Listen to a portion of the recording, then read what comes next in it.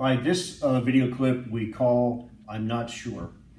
And what that implies is that the officer on the first arriving engine is unsure of potentially a couple things. Number one, is the address correct, right? Can I see the building?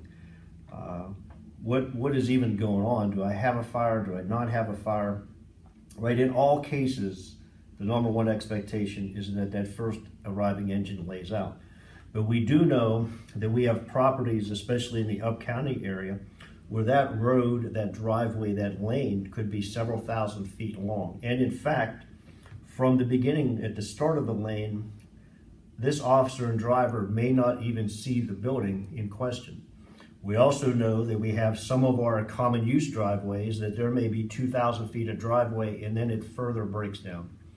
So in those cases, when the unit officer is unsure and is nervous about committing a supply line and then being in the incorrect location, they do have the option of proceeding back and investigating.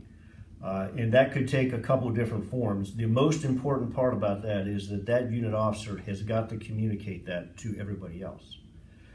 Part of that will include, what do you do with the first arriving tanker? And as we've noted before, right, almost all of our stations in non-hydrogen areas have an engine and tanker.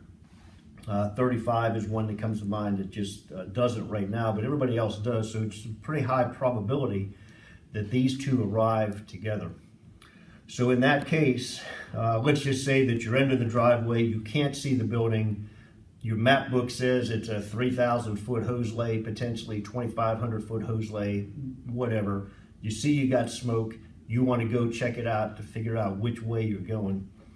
You call it out, you have everybody else stage out on the main road, and you proceed back. You may take your tanker with you. In fact, probably a good thing to take your tanker with you, especially if the tanker shows up not long after that, not long behind you or simultaneously.